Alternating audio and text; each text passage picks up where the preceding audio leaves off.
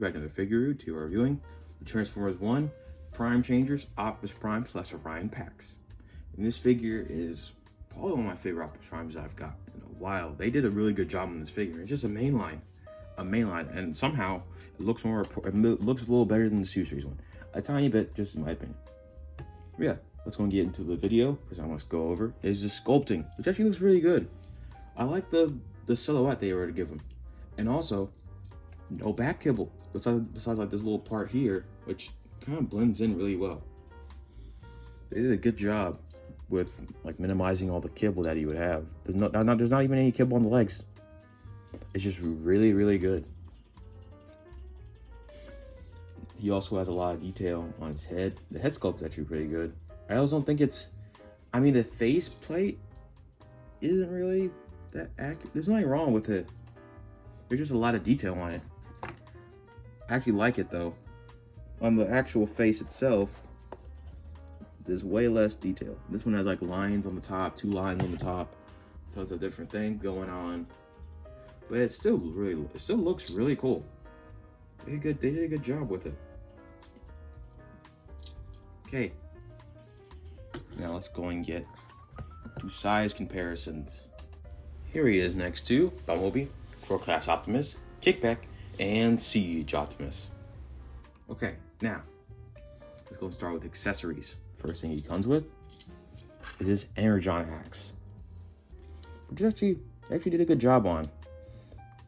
And like on the actual axe itself, it shows his hand, so I'm guessing it comes out of his palm, kind of like how Gypsy Danger has like the little blaster that she has. You know, like how her fingers kind of morph into like a cannon. I'll probably put a video or like a little clip or something like that here, just showing it, because it's a lot like that, at least from what I'm seeing, because it has the hands covering the little ball of it. Besides that, you can get some really good poses out of it, really good scenes of him just jumping up, taking down some Decepticons. Yeah, they did a good job with his axe. One thing is, it's hard to take off a little bit. That's why I don't put it all the way in, because if we put it all the way in, it would be hard to take it out. But that's why I just put it in there halfway. Okay, now to a second to last accessory. It comes with the Matrix of Leadership, in which not a lot of Primes comes with. I'm glad this one comes with it. You can hold it in his hands. You have to arrange it in a certain way.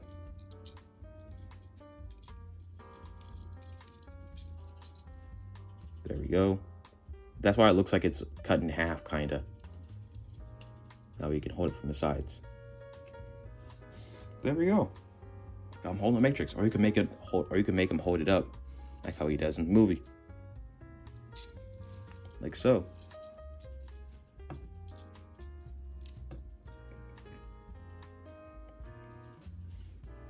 Light, our darkest. I should probably zoom out a little bit.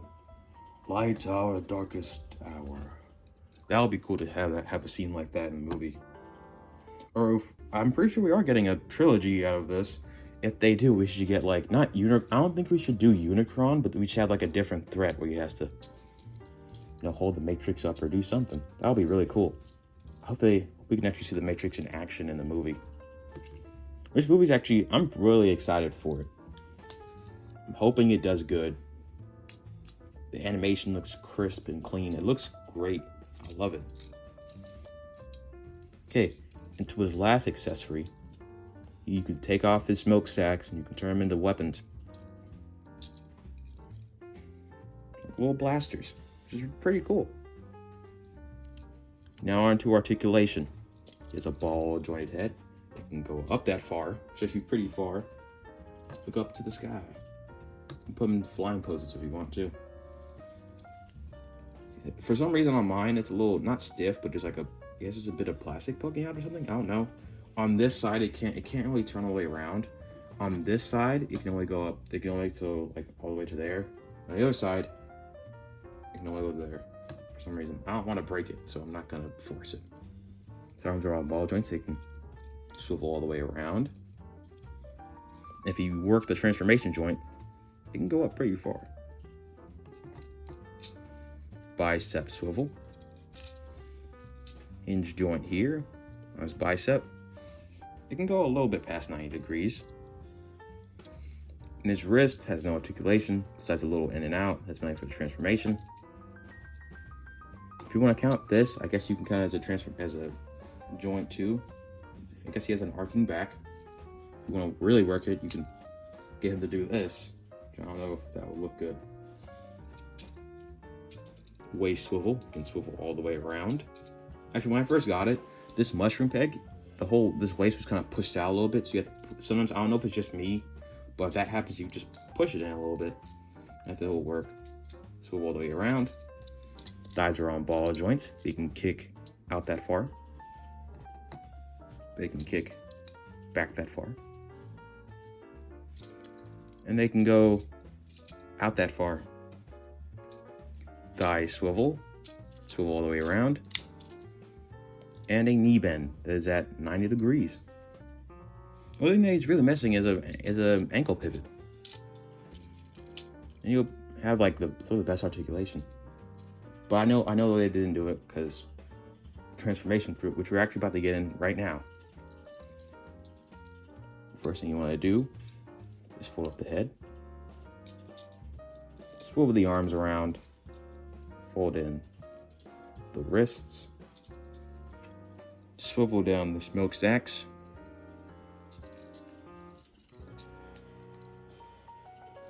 Fold up the chest as if you're about to take out the matrix. Fold down the arms. And there's a hinge joint here where the head and back connects. You can push that up. Push back the waist.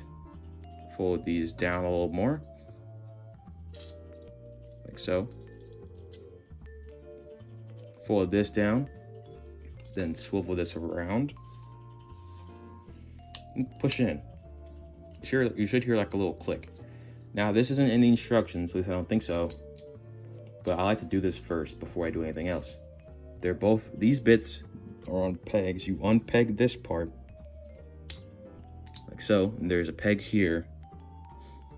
I'll peg into that peg hole there. Put it there until you hear a click. Then push that back up. Like so. Do the same thing on the other leg. Okay, now we're gonna go and transform the arms. There's a peg here, and a peg here. That's gonna peg into a peg hole here and a peg hole here. Also fold the legs down a little bit, just so that way you have a little more room. You're also gonna fold the arm up like that, bicep, I guess, or that lower arm. There's a peg here, which is gonna peg into the arm. Try to make sure everything's arranged. It can kind of get a little fiddly. Not really, but it's sometimes it can get a little hard to transform. There we go. The same thing on the other arm. And also sometimes the matrix can kind of get undone as you're transforming it. Sometimes you have to fix it. Like so. I don't think it's the matrix. I don't know what's going on. Never mind. Okay.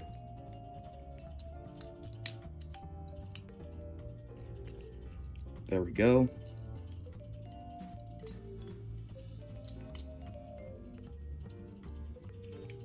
The same thing that you did on the other arm. Then